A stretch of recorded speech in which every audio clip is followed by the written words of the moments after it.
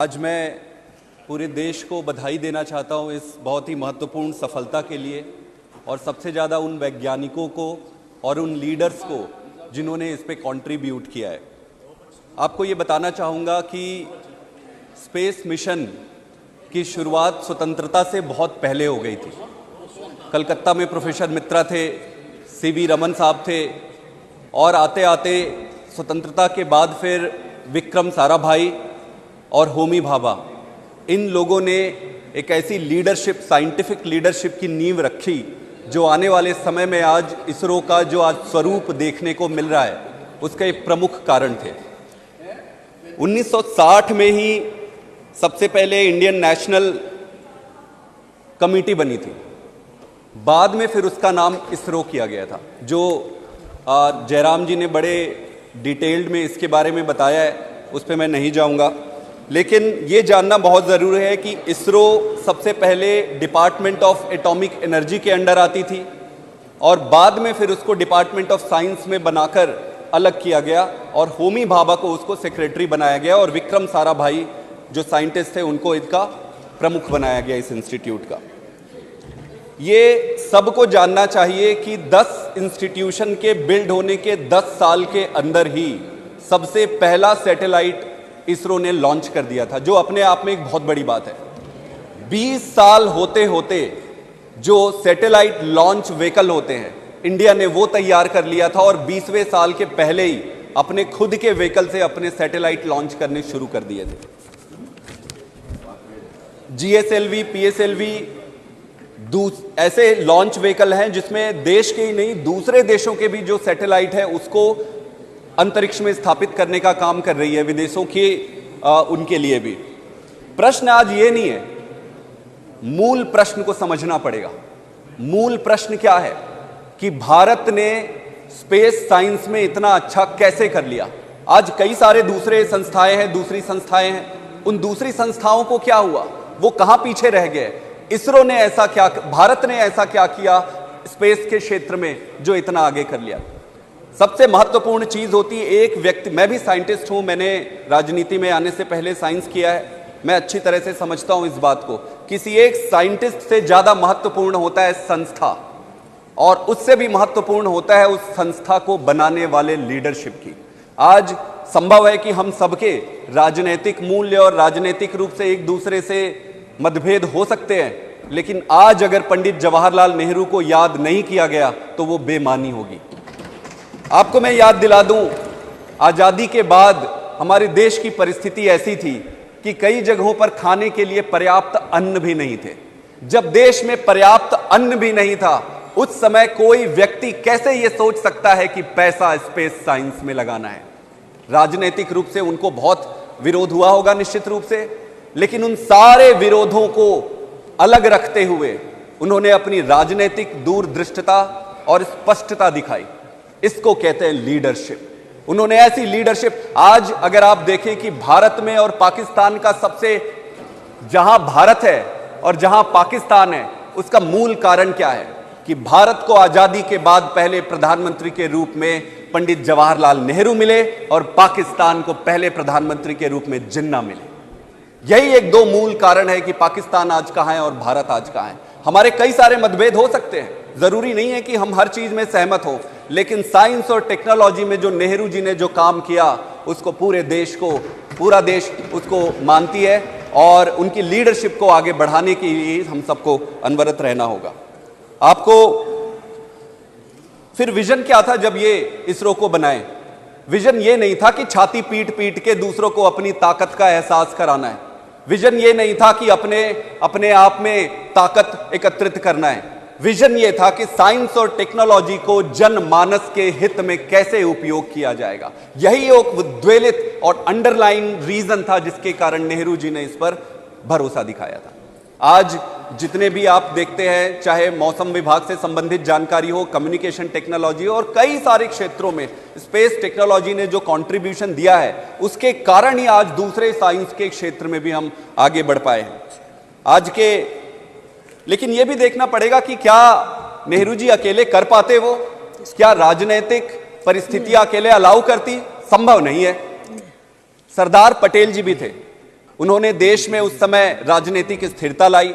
अंबेडकर भी थे जिन्होंने कॉन्स्टिट्यूशनली इस देश को एक ऐसा महान कॉन्स्टिट्यूशन दिया। तो एक टीम वर्क होता है, किसी भी देश के विकास के लिए टीम वर्क सबसे महत्वपूर्ण होता है, जो आज मुझे लगता है गैर राजनीतिक दलों में भी और अपने खुद के राजनीतिक सभी दलों में भी इस तरीके की टीम वर्क का अभाव है।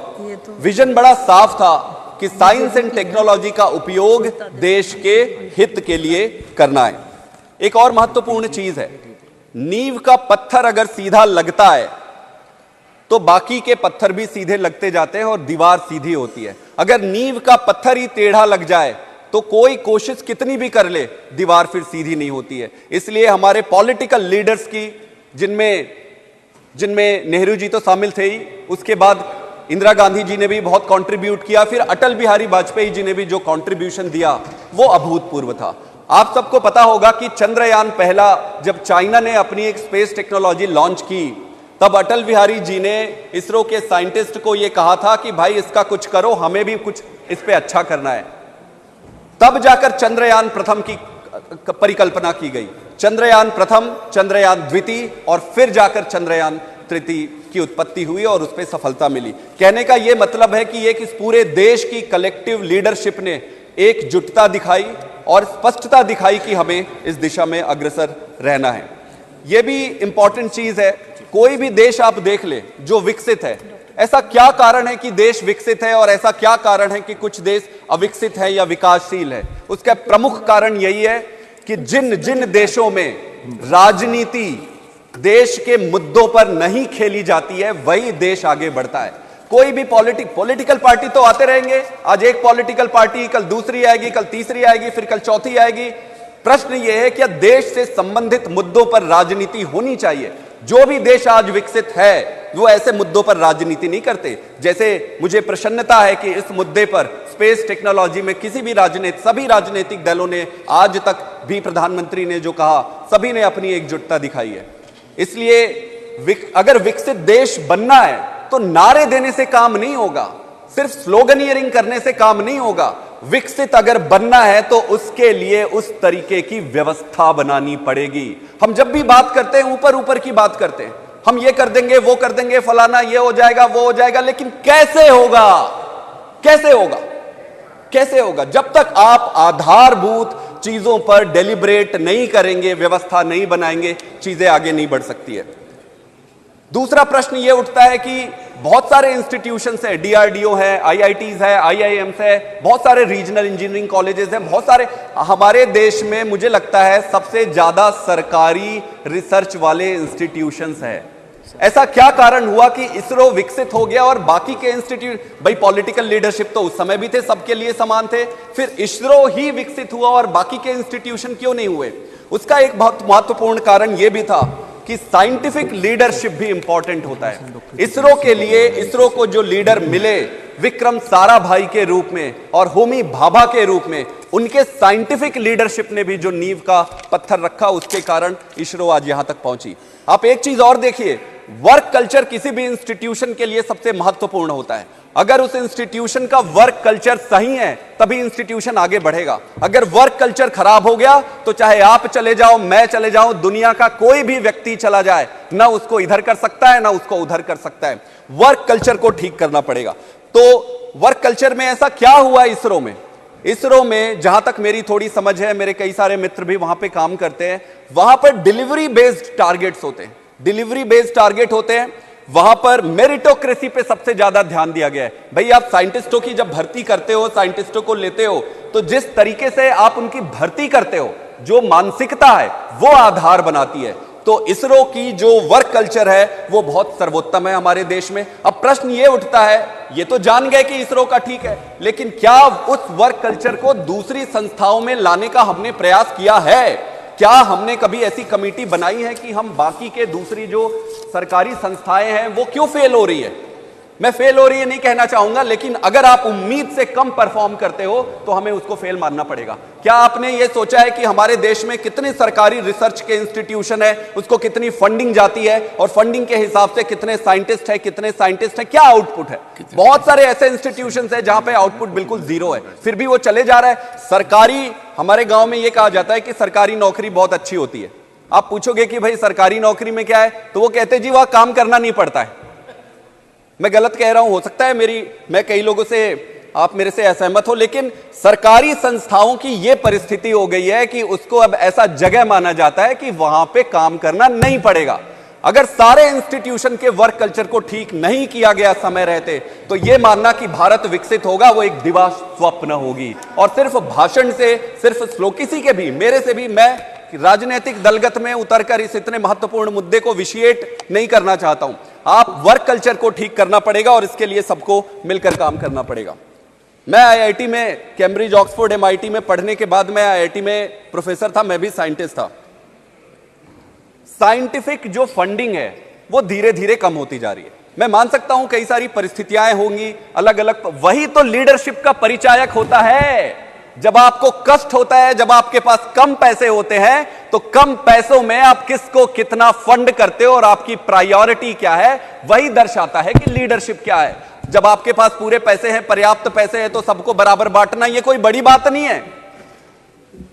प्रश्न यही उठता है कि हम साइंटिफिक फंडिंग्स को धीरे धीरे धीरे धीरे क्यों काटते जा रहे हैं? हमें बैठना पड़ेगा, हमें सोचना पड़ेगा और इसको दलगत राजनीति से ऊपर उठाना पड़ेगा कि कोई भी सरकार आए, कोई भी पार्टी आए, इन सब पर राजनीति बिल्कुल नहीं होनी चाहिए।